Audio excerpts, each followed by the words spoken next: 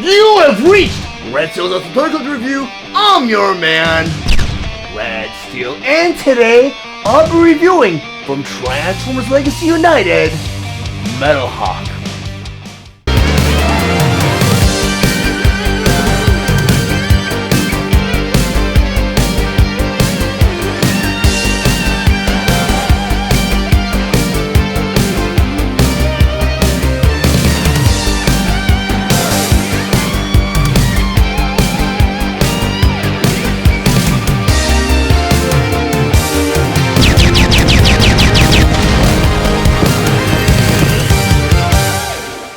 Transformers Legacy United Metalhawk. But before I get to the actual review, I just want to go over some of the spectacular details on this packaging. Up front here, the display window showing you both the figure and all its accessories inside. On top of the packaging here, you have the Transformers Legacy United logo. Then in front of the packaging here in the corner, you have the 8+, which is the age requirement for this figure. And over here, you have the Takara Tomy Transformers Generation logo. Along the side here, it says Transformers. In the middle, you have this beautiful illustration of Metalhawk in this jet mode. And over here it says G1 Universe Metalhawk. Below that you have the Transformers Legacy United logo. In the corner you have the Hasbro emblem, and down here it says it is a Voyager class figure. To the side of the packaging here, you have a couple more cool illustrations of Metalhawk in his robot mode. Then on the other side of the packaging here, you have this cool montage of all the Transformers in Transformers Legacy United, starting with Tigerhawk. Over here you have Wingblade. Below that you have Magnius. Over here you have Magmatron, and down here you have Tasmania Kid, Megatron, and below that you have Thundertron. In the corner here you have Nucleus. Below all that you have 40 years of Transformers. Then the back of the packaging here in the corner, you have Transformers More Than Meets the Eye. Over here you have G1 Universe Metalhawk. In the middle you have all the figures featured, such as Metalhawk in his robot mode, Metalhawk in his jet mode, and below that again you have 40 years of Transformers. In the corner you have Transformers Authentic logo and the Hasbro emblem. Transformers Legacy United Voyager class Super God Masterforce Metalhawk. Metalhawk was released on October 20, 2024 with the suggested retail price of $34.99 and is available at all major retailers. Metalhawk was released along with the other Transformers Legacy United Voyager class Wave 4 figure, Motormaster. Metalhawk is a Super God Masterforce inspired figure that converts to his jet mode in 18 steps. His accessories include 2 blasters, a sword, and instructions. Metalhawk stands 7 inches tall and he is meant for fans ages 8 and up.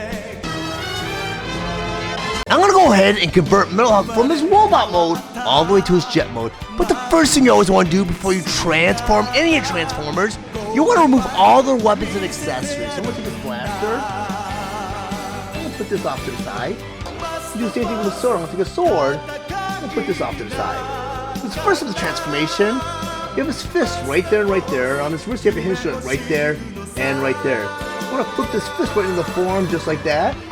Do that, take that fist and flip right in the form, just like that. So step number 2, you want to turn Metalhawk all the way around. Put the double joint hinge on the back of his arm right there and right there. So what you do is take the wing, bring it in like that and out, so it's on the side of the arm just like that. Do that to the other side. Double jointed hinge, you want to bring that wing in and out, just like that. Then step number 3, you want to turn Metalhawk all the way around again. You have this chest panel right here. You have a hinge joint right there. We'll take that chest panel, you want to bring it down just like that. Then step number 4, you have a hinge joint right there and right there. Want to take the arm, you want to untab it and bring it back just like that. Do that to the other side to that arm piece and bring it back just like that. Then step number 5, you have this whole back assembly right here. You have where the gray piece meets the gold piece. You want to go and untab it just like that. Then step number 6, you have this cockpit inside of his chest. You got a hinge joint right there. You want to flip this cockpit out just like that. Then step number 7, you get the tip of the cockpit right there. You have a hinge joint right there. We'll take that tip and flip it out just like that. Then step number 8, you want to this chest piece now. You got a tab right there and right there. You have a porthole right there and right there. You want to tab that right into place just like that. Then step number 9, that whole back assembly you just brought down. A tab right there and right there. You have a porthole right there and right there. want to go ahead and just tab that right into place, just like that. Step number 10. We'll turn Metalhawk all the way around. You have these panels on the back of his legs right there and right there. Top these panels, you have a hinge joint right there and right there. You want to take that blue panel, want to flip it up just like that. Go and do the other side to that panel and flip it out just like that. This is step number 11. You have Metalhawk's feet right there and right there. You want to take his foot and flip it right into the leg just like that. Go and do the other side to that foot and flip it right into the leg just like that. This is step number 12. You have a piece right there and right there. You have a hinge joint right there and right there. You want to take these pieces, you want to flip them out just like that. Do that to the side of that piece and flip it out just like that. This is step number 13. You want to take this panel now. You want to close it and push that piece in just like that. Do that to the side, push this panel down and push that piece in just like that. This is step number 14. You have this thigh right there and right there. You have this leg piece right there and right there. And this double jointed hinge right there. You want to take that leg and push it right over the thigh, just like that. Do that to the side. Take that thigh and push it right into the leg, just like that. And then step number 15, you have a tab right there and right there. You have a porthole right there and right there. Why don't you go ahead and just tab that all into place, just like that. Step number 16. This whole back assembly right here. You have a swivel joint right there. You want to take this whole back piece, you want to rotate it around just like that. So step number 17, a porthole right here, you have a tab right there. You want to bring this leg piece, the tabs into place just like that. The 18th and final step, you have a hinge joint right there and right there.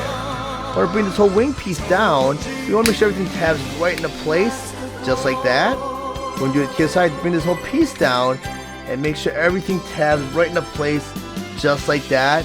And now you have Metalhawk in his jet mode. Now that Metalhawk in his jet mode and on my display table, so we'll go over some of his plate features and accessories first by talking about his blasters. And Metalhawk does come with 2 blasters, and according to the instructions, there's a way to arm Metalhawk with these blasters while he's in his jet mode. And you do that because on the inside of these blasters right here, you have a couple tabs right there and right there. On the back of his jet right here, a couple portholes right there and right there. You just take that blaster, you want to make sure this fin's facing up and this one's facing out. You just want to plug it in just like that. Go and do that to the other side. Grab the other blaster, you want to make sure this outside fin's facing out and this one's facing up. You just want to go ahead and plug it in just like that. And now you have Metalhawk fully armed with both of his blasters. So the next accessory I want to go and bring in is his sword. And also according to the instructions, there's a way to arm Metalhawk with this sword while he's in his jet mode. You do that because you flip over the sword, and on the back of the hilt you have a couple tabs right there and right there. On the back of his jet, you have a couple portholes right there and right there. You want to take the sword, you want to plug those tabs right in those portholes just like that. And now you have Metalhawk fully armed with all of his accessories and weapons. And it's pretty cool because he does look menacing with that sword on top and those blasters on the side. But I'm not a big fan of storing my weapons on my Transformers while they're in their vehicle mode unless it plays into part of the transformation, which these blasters do. They do complete his jet mode.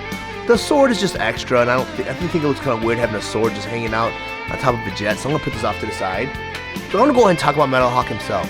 Metalhawk, this is the best representation of Metalhawk. I mean, there's been many times where they brought out a figure named the Metalhawk, but it was like a retooling of certain figures just to pump out a mold. And what they did was they maybe found something that was relatively close to what Metalhawk was, and they just did a retooling and a redeco where they kind of gave him the paint scheme and changed a few parts, very few parts. Because back, Hasbro was a little lazy back in the day when it came to producing other figures because they wanted to use the same mold, so most likely they did a redeco.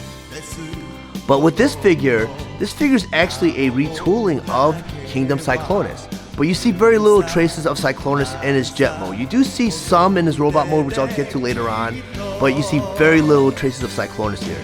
But he is a direct redeco of Metalhawk from Transformers Legacy Evolution Wave 2, which they did release Metalhawk, but they released them in a different color scheme where that color scheme more matched the cartoon series. This one here more matches the actual Generation 1 toy, which I do have on hand to do a side-by-side comparison. Because originally Hasbro and Takara were going to re-release Metalhawk and just do a package refresh. they figure, you know, they'll just do something different to kind of maybe squeeze out some more sales out of this mold. But it's really nicely done figure, and I know a lot of the more recent Transformers figures, you don't get a lot of options like landing gears, which you kind of have to go with some of the shortcomings of this figure.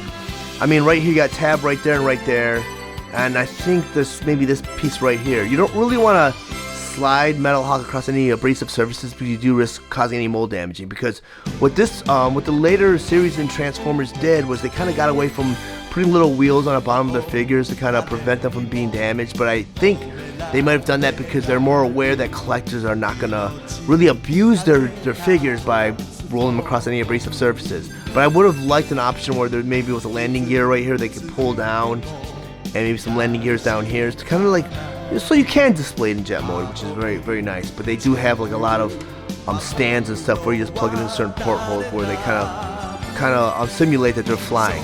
But this Metalhawk is very nicely done. A lot of great mold detail. And I love the paint scheme. It pops, and they did a lot of paint deco too. A very nicely done figure. Why don't go ahead and bring my Generation 1 Metalhawk out, do a side-by-side comparison, because supposedly this is supposed to more match the Generation 1 toy. And unfortunately, I think due to time and age, this figure is very old. Maybe my blue got a little bit darker, my red got a little bit darker. But I have seen pictures online where, yes, this Metalhawk does more match the color scheme of the original Generation 1 toy. This one here is aged, so he kind of looks more like the cartoon version of Metalhawk, or the color scheme from the Generation 1 Masterforce cartoon series, where his color scheme is a little bit darker. So this Metalhawk is a bad representation of the original Generation 1, but due to time, I mean, you can see some of the hints of the brighter red, and it's hard to, you know, I can probably do a process where I can brighten up these colors again, but I don't want to risk doing any decal damage, so I probably won't do that. But as I mentioned earlier on, you have the fins right here, and you have the blasters that kind of plug into the leg to kind of complete this transformation. And then you kind of see the top fins a little, there's a fin there, but it's not very prominent. Get that bottom fin here. And I think what Hasbro Takara did with this version of Metalhawk was they kind of tried incorporating the feet here, because if you do flip it out, you can kind of have these tabs stick out and represent tail fins if you really, really wanted to do that. And I think, according to the instructions, that is actually how they have him transformed. They just have him mistransformed, which is forgivable, but he's supposed to look like that. So these are supposed to be the top fins, but I don't like that they stick so far out into the jet, so that's why I don't really display them that way, which I don't even have them displayed this way anyways, because I usually have them in this Pretender shell in my display case. But very cool figure. You know, let me go and rotate them around so you can see what they look like, and you know, you compare the differences and the similarities. I mean, the color scheme was supposed to match, but like I said, my Metalhawk is a very bad representation. And as you can see with the original Generation Metalhawk, there's a little bit more gray than the newer Metalhawk. Like this should be gray, but I mean, I can see what they did. You know, they tried to engineer it so it looks more like a jet. I mean, the engineering issues with Generation 1 was they had to fit him into a Pretender shell and also squeeze a robot out of this mold. So, I mean, the jet mode looking the way it did in Generation 1 is very forgivable, but I mean, they really nailed it with this. And unfortunately, this doesn't have a shell to worry about, but it's still a great figure. But I'm going to go ahead and put the Generation 1 Metalhawk off to the side, and I want to go ahead and bring in the earlier version of Metalhawk that came out in Wave 2 of Evolution, and show you the paint scheme. This paint scheme right here, and these figures are identical, you know, they have the identical accessories. It's just a redeco, and a redeco is, and if you guys didn't know from my toy industry terms, a redeco is anything that it like has a color change, like the color scheme change, where they just maybe just repainted it, molded it out different color plastic. A retooling is where they take a piece of the Transformer and just remold a whole new sculpt to kind of replace a piece to kind of make it look like an entirely different Transformer, which that's what these two are. These two are actually a retooling of Cyclonus. Just that they were very clever in the engineering where they really hid any Cyclonus in his vehicle mode. The Cyclonus was a futuristic jet, Cybertronian jet, which this shows no traces of that, which I think is a marvelous feat. But as you can see, the color schemes are very, very different, and I would have to say that this matches more the toy, at least with my version, because my version, like I said, was very aged, so a lot of the blue and the red kind of got darker. But to me, I you know, since I don't have a fresh Metalhawk on hand. But from pictures, I have to say, yeah, this is a good representation of Generation 1.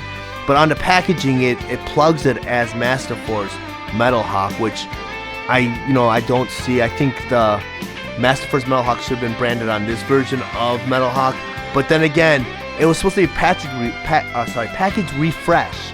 So the packaging was more meant for this figure. They just going to change the packaging, maybe to pump out more. And collectors that are completists that collect Transformers mint and seal box would probably have bought that up. But they went ahead and took a step further by changing the color scheme, which is nice for me because I think it's cool to have both versions of Metalhawk, and I am a completist. And they changed it just enough to make it worthwhile picking up. But both figures are very, very good. I like both color schemes. But this figure, like I said, is very nicely done. And let me rotate him around so you can see it looks like from all angles. And I would say if you missed on a Metalhawk with Evolution, and you see him on shelves now, go ahead and pick him up because he's a great figure. Now that I have Metalhawk in this robot mode and on my display table, I once again want to go over some of his play features and accessories, first by talking about his blasters. And according to the instructions, we'll arm Metalhawk with these blasters while he's in his robot mode. This was the bottom blaster right here. You have a 5mm peg. Each one of his fists has a 5mm porthole. I'm going to plug that blaster right in his fist just like that. Do that to the other side, take that blaster, plug it right into his fist, and now you have Metalhawk armed with both of his blasters. But there's also an option to combine both these blasters to form a super blaster, and you do that by taking his blasters now. On the inside of each one of his blasters, you have a tab right there and right there. You get that on the other side too. You got a peg right there and right there. I want to go ahead and take these tabs and line them up and push them together just like that. And now you have a super blaster. And in order to arm Metalhawk with the super blaster, you can choose either one of these pegs. And I choose the inside peg and just plug it right into his fist just like that. And now you have Metalhawk armed with his super blaster. But the next accessory I want to go bring in is his sword.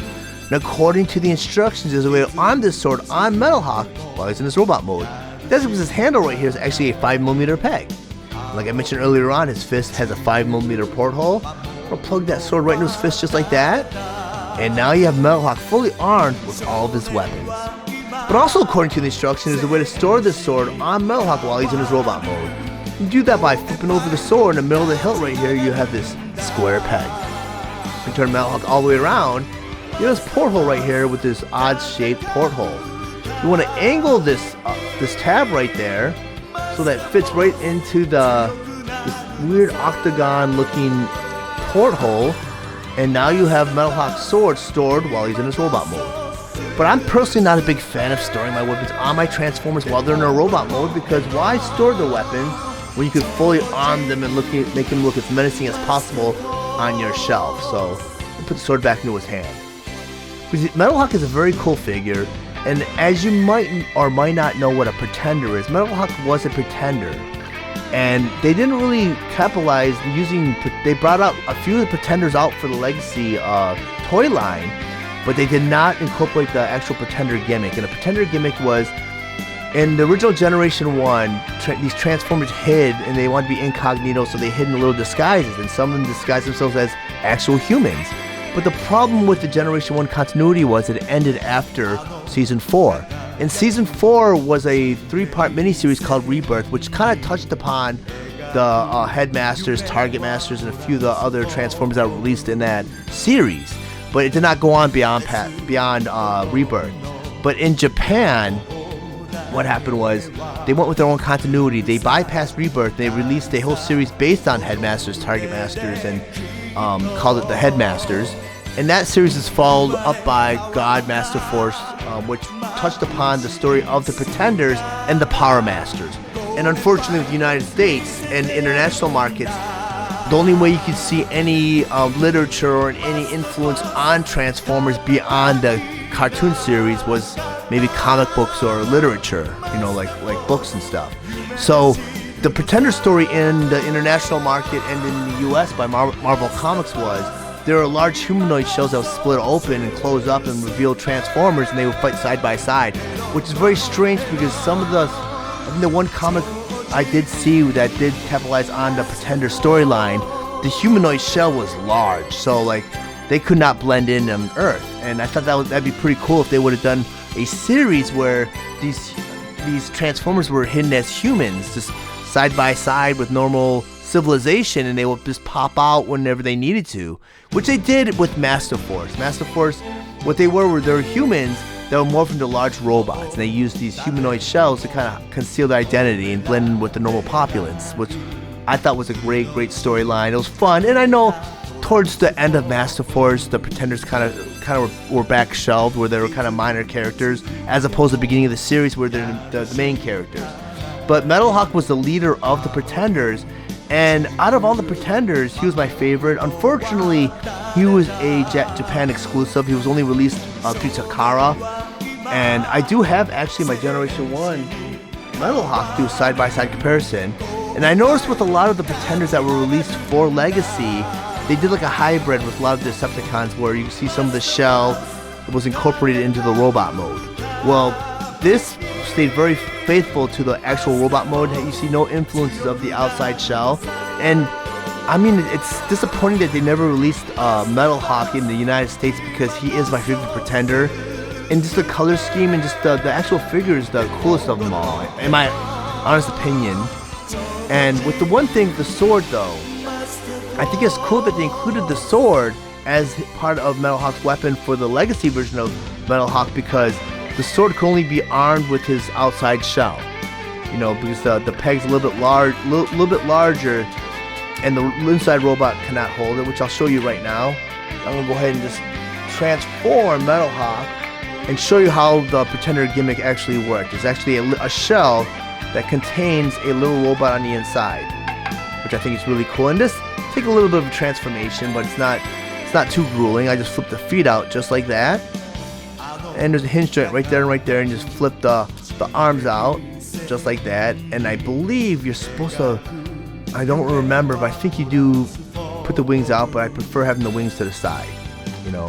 And unfortunately, he might fall over a couple times, because the only thing that's holding him up are these little peg feet.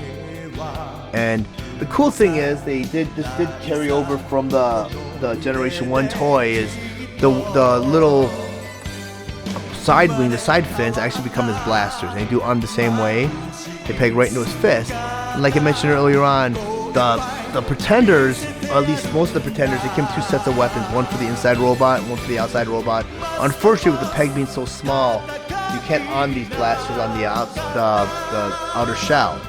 So, and likewise with the sword, you cannot arm Metalhawk with the sword. This doesn't fit. It's just made specifically for the Pretender shell, unfortunately. And I'm gonna go ahead and put the Pretender shell together, because that was the gimmick that they utilized in the Marvel comic series. I wasn't a big fan of a hollowed out shell coming together. This didn't make any sense, and battling side by side with the robot. You know, and I think that was only in a couple issues of Marvel comic in the United States. I'm not sure if the UK got more into detail with Pretender storyline, but I kind of do want to go with the Masterforce storyline, because it seems like it's more cohesive than the gimmick that he tried to incorporate. I mean, that's part of the reason behind the failure of that series in the United States. But Metalhawk is very nicely done, and as you can see, the side-by-side comparison between the robot from Generation 1 and Metalhawk, there are some similarities, but this robot did go through it did get a lot of sacrifices in the actual Pretender robot, because I mean, it did have to utilize 3 different gimmicks. I mean, it was a Pretender, it was a robot, and a jet, and you see a lot of the sacrifices there. The nice thing is this front part right here, where the chest, the torso, and the head are molded in one mold, but it's a die cast like a gold medal almost. Pretty cool. And unfortunately, they couldn't really utilize that with with the plastic, because there's that whole gold plastic syndrome that you may or may not have heard of, where the plastic becomes brittle over time. But being a collector, I do handle my Transformers a little bit more delicately, so I don't have fear of hurting my Transformers. But what I was told, or from my research, when it came to Evolution, when they released the original Metalhawk, they did use some gold plastic here, and I think the fear is this version of Metalhawk for Legacy United. The reason they went with this color scheme, or this color plastic, was they said that there'd be a lot more longevity because they fear that this plastic would fall into that whole gold plastic syndrome where it might become very brittle over time. So they went ahead and just remolded it, and they went ahead and they did a whole recoloring like I mentioned earlier on, where originally this Metalhawk was supposed to be a package refresh, but they were going to put the packaging Masterforce, God Masterforce, as part of the packaging because his color scheme was meant more to match the animated model from the God Masterforce anime series. This version of Metalhawk, they actually went ahead and they went a step further by doing a redeco to kind of more match the Generation 1 toy. And I know my Generation 1 toy is a bad representation because as time went on, some of the blue got a little bit yellowed a little bit, made it a little bit darker, and same for some of the red. But pictures of the other versions of Metalhawk, the color scheme do match, the toy do match this version of Metalhawk. This does more match the anime series, which kind of coincidentally this figure right here matches the anime series because it's so well aged with time. But I'm going to take my Generation 1 Metalhawk, put them off to the side because both figures are exactly the same. I mean, the transformation are exactly the same, and like I said, I think Hasbro Takara made a decision to kind of deco him because the gold plastic right here, fear of it become brittle over time. Plus, the color scheme's a little bit brighter and nicer, and you of course, being a toy company, they want to squeeze as much money as they possibly can from one mold. And I'm kind of glad they just didn't do a package refresh. But I'm gonna put this Metalhawk off to the side because he is also a retooling of Cyclonus, like I mentioned earlier on, but there was no signs of that in his jet mode. But you do see signs of him in his robot mode, which I do have a Kingdom Cyclonus do a side-by-side comparison. And the one piece I do notice, and like I said, the wings, the transformations are almost identical. I mean, there's a little bit more flipping with the nose cone. I mean, he had a very long cockpit. But as you can see, the arms here, the shoulders are exactly the same. And when you flip them around, the panel for the back leg was just reused again. But those are only signs that I can see of Cyclonus that carried over. And maybe this piece right here, the hip joint right here. But other than that, I don't really see too many signs of Cyclonus. Maybe the thigh too. So those are the only parts of Cyclonus that carried over to Metalhawk. But it took some extensive research to even discover that, because when I opened the original Metalhawk up, when I got him for Evolution, I did not see any signs of Cyclonus. That was until I looked further that I discovered that he is a retooling of Cyclonus. But an awesome figure, lots of points of articulation, and you know what? I'm gonna probably display him without his sword because, like I mentioned earlier on, this was more meant for the Pretender shell. So I'm probably gonna go and split this blaster in half, and I'm gonna have him on display stand as he would have appeared in Generation 1. And maybe someday, if Takara has it in them or Hasbro has it in them, they'll produce a shell that you can incorporate. But with the different scaling options that they've done with the Pretenders that they ported over to Legacy, I mean, with Iguanas and Bombers, they came out as little core class figures. So I'm not sure what continuity they're really following when it comes to the Pretenders. But nonetheless, if you missed out on Metalhawk when it came out for Evolution, I will get the United version because he's a great figure. But if you guys found any of the information in this review valuable, please like and share this video. Also, if you really enjoy my content, please subscribe to my channel. And while you're there, click the bell to be notified of any future videos. I want to thank you guys for watching Brad Steele's Awesome Toy Collector Review. I'll check you guys out next time.